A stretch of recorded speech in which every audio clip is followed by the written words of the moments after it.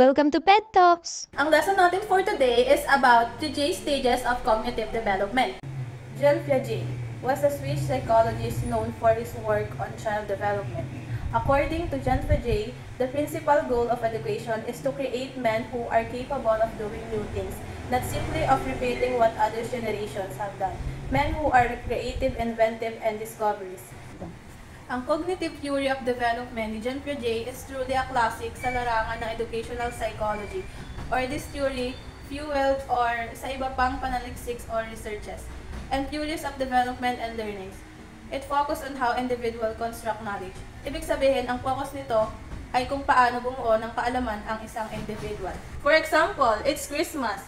The Uncle Bob is giving aguinaldo to the children. 3-year-old Karen did not want to receive the 100 peso bill and instead preferred to receive 420 peso bill.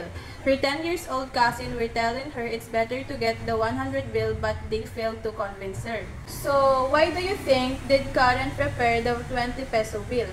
Dahil akala niya na mas malaki ang value ng 420 peso bill dahil 4 na piraso yung 20 peso bill, while yung 100 bill is isang piraso lang siya. This is the 4 basic cognitive concepts. The first one is schema. The second one, assimilation. The third is accommodation. Lastly is equilibration.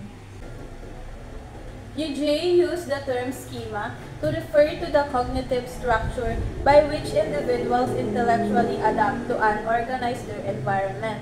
It is an individual way to understand or create meaning about a thing or experience. May filing cabinet ang isip at bawat drawer ay may folder na naglalaman ng mga file at bagay na naranasan niya. For example, kung nakakita ang isang bata ng aso, gagawa siya ng sarili niyang schema kung ano ang meron sa aso. For example, may 4 na paa at buntot. Tumatahol, may balahibo.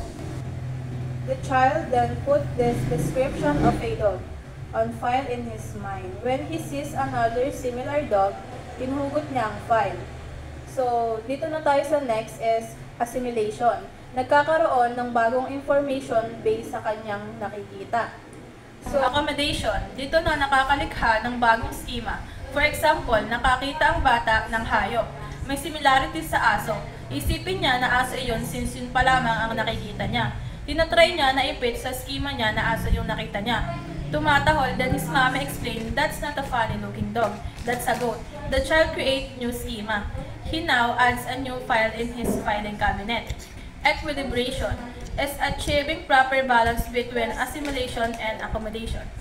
So, this is the Piaget stages of cognitive development. Stage 1 is sensory motor stage. Stage 2 is pre-operational stage. Stage 3 is concrete operational stage. Stage 4 is formal operational stage. So, the first one is sensory motor stage. Ito ay unang yugto ay tumutugma from birth to infancy. Ito din kung saan kailangan ng isang bata na sa simula ay reflexive sa paghawak, sucking and reaching, becomes more organized in his movement and activity. Ang sensory motor stage ay nakapokus sa prominence of the sense and muscles movement. So, dumako na tayo sa object permanence. This is the ability of the child to know that an object still exists when out of sight. So, for example, yung box is parang gagawin nilang sasakyan. And other example is yung kumot or yung tela na gagawin nilang gown. Ganon. The second stage is pre-operational stage, symbolic function. This is the ability to represent objectives and events. Symbolic function gradually develops in the period between 2 to 7 years old. The third is centration.